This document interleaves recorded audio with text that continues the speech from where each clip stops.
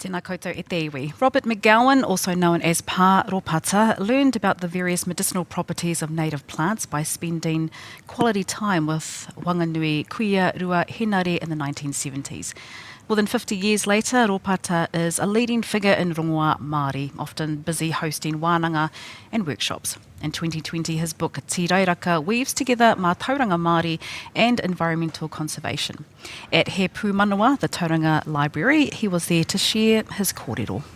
I'm going to say to people, Matariki is a big step forward in our journey from being New Zealand, a colony of a superpower in the Northern Hemisphere, our whole way of life dictated by them, to Aotearoa, which is a nation in the Southern Hemisphere, in the Pacific, and the connections and the relationships that make us who we are.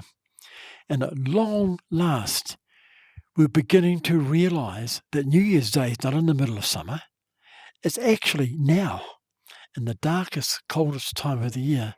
And the whole message of Matariki is, it's not one of crying, it's not one of sadness, it's one of hope, because the new year is beginning with all the hopes and all the dreams and all the challenges and all the plans that we have.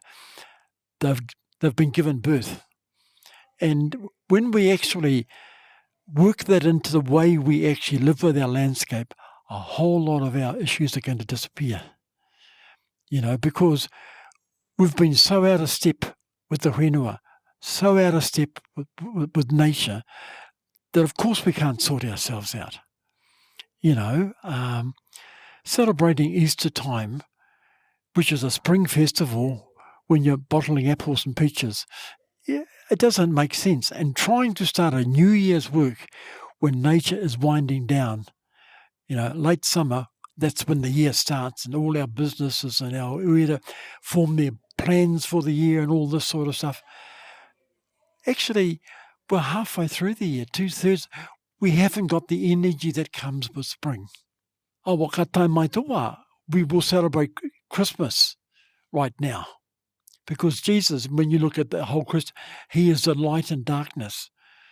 Well, you can't get much light.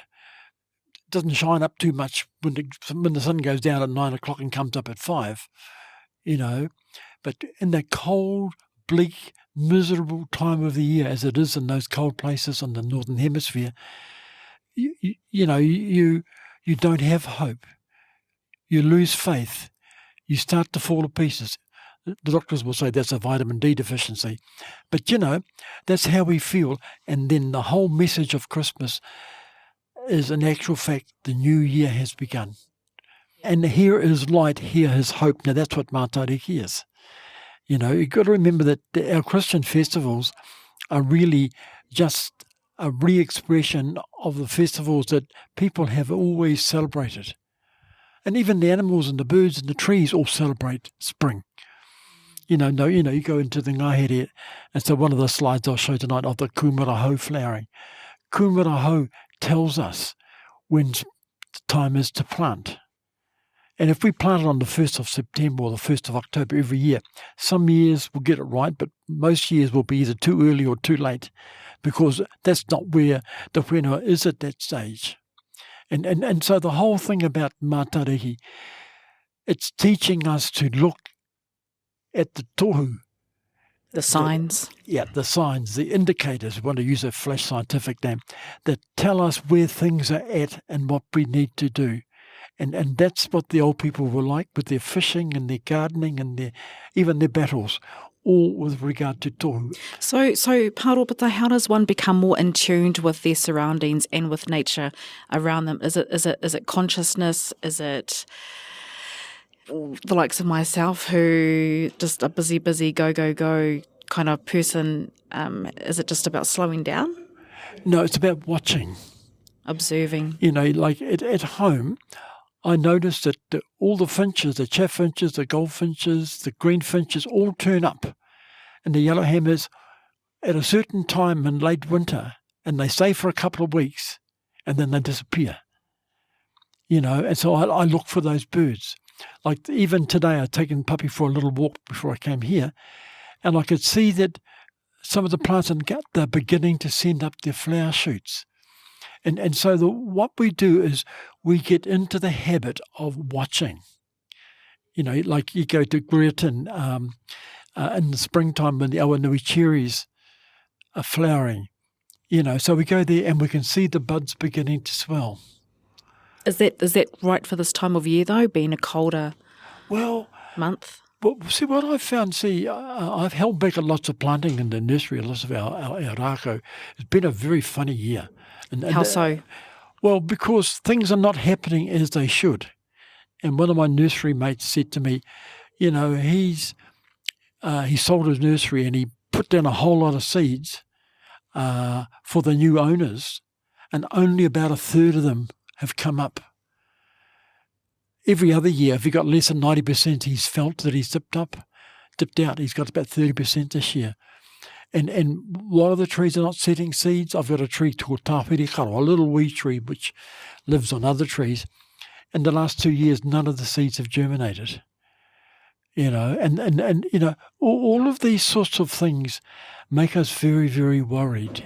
Is it the soil? Is it the It's much more than that. It's what I really feel is that puppet. You know how it is when someone's sick, they try and carry on, but the next minute you found you're going to their tangi, but you never noticed that actually they were ailing, that they were fading, because we hadn't watched.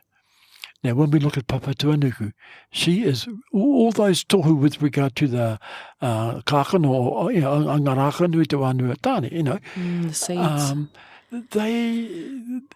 That sort of thing tells us, in actual fact, that Papa Tuanuku is struggling, she's fading. And we don't know, we don't notice, because, as you say, we're so busy.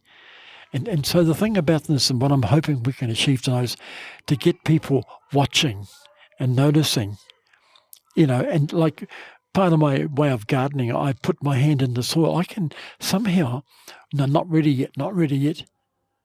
Yes, right now. Your hand's just on top of the soil. Put my hand into the soil. Yeah.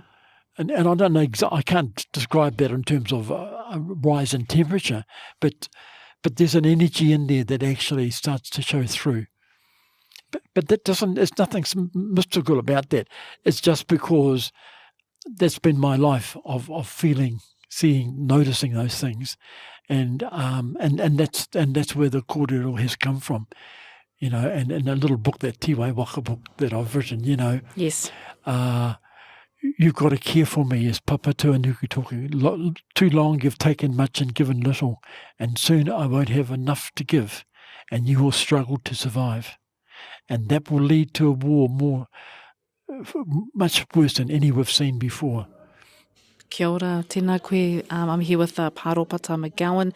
Of course, you are well known nationally as a mātanga of rongoā Māori, having learned many years ago in Whanganui.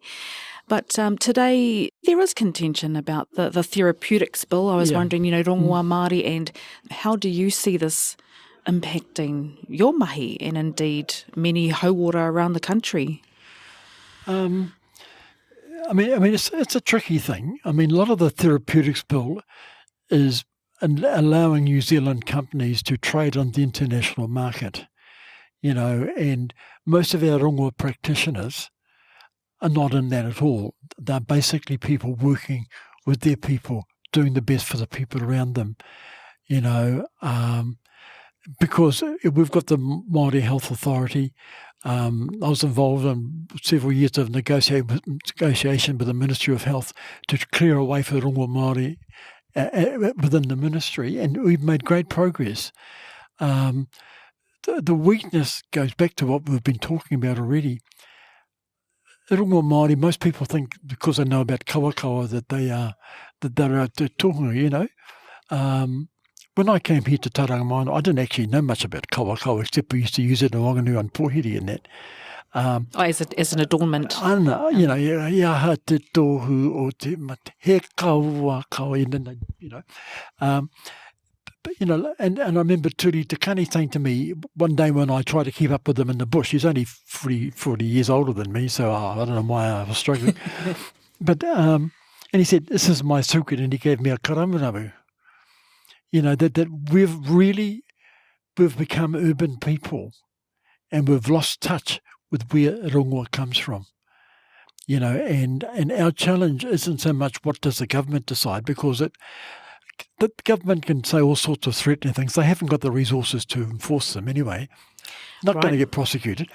But at the same time, where do you find the rongoa? I'm busy growing kumarahau plants because it's all gone. It used to be in Tauranga Minor. I remember Bill and Monty all here telling me that, it used to grow here in Welcome Bay, but it's all gone because the weeds have got it, or the farmers have turned the land into whatever.